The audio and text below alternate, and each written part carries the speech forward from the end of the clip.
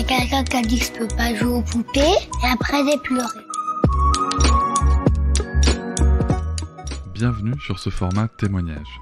Vous avez la possibilité maintenant, si vous le souhaitez, de laisser un témoignage suite à un épisode sur l'outil SpeakPipe qui vous permet de laisser un audio de 5 minutes. C'est le même outil que pour le format d'épisode réponse sur lequel vous pouvez argumenter, que vous soyez d'accord ou pas d'accord. La différence majeure sur l'épisode témoignage, c'est que je vais simplement diffuser votre témoignage. Celui d'aujourd'hui fait suite à l'épisode avec Marie Kao @LittleBunBao sur les réseaux sociaux et nous avons parlé de comment protéger ses enfants lorsque nous avons été nous-mêmes victimes de violences sexistes et sexuelles ou d'inceste.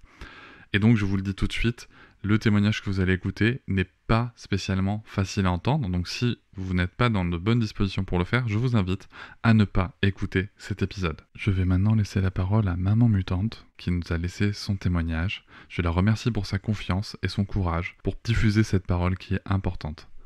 Merci et je vous souhaite une bonne écoute. Bonjour Cédric, merci beaucoup pour l'épisode avec Marie de LittleBunBao. Je zozote un petit peu, pardon. Du coup, j'en profite pour raconter un petit peu mon témoignage à moi. Je trouve ça très très important de croire les enfants quand ils racontent qu'ils ont subi des attouchements, des violences ou des actes sexuels. Ma grossesse a fait remonter beaucoup de choses. Des choses que je savais déjà, mais en fait, ça a fait remonter des choses dans le sens où je ne veux absolument pas que ma fille ne se sente pas soutenue. Quand j'étais petite, j'avais pas 10 ans, par un voisin, parce qu'il avait une piscine découverte, c'était super, il nous invitait souvent. Et voilà, j'ai eu beau en parler directement à mes parents, ils ne m'ont jamais cru. Ils ont continué à inviter cet homme chez moi, à m'envoyer chez lui. Et justement, en plus, en se moquant de moi, en disant « Oh, gare à tes fesses, il arrive, machin », des choses comme ça.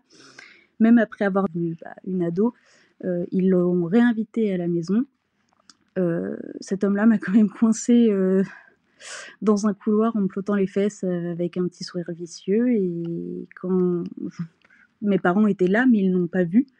Donc j'étais encore plus sur le cul, pardon pour l'expression, mais c'était sous leurs yeux et là ils n'ont même pas vu non plus. Et ce jour-là, j'ai pas dit au revoir parce que j'en avais marre de ne pas être vue, de ne pas être crue.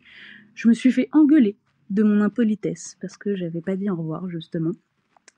Et quand j'ai dit à ma mère que je ne voulais pas que ma fille subisse ça, la seule chose qu'elle m'a dit, c'est que j'étais une fille exécrable. Voilà pour la petite histoire. Donc merci de parler de ce sujet-là, c'est hyper important et il faut en prendre soin, il faut croire ce qu'ils nous disent, quoi. Voilà. Merci beaucoup pour ton travail. En tout cas, c'est un plaisir de t'écouter tous les jours, souvent. Merci encore. Je vous remercie de m'avoir écouté.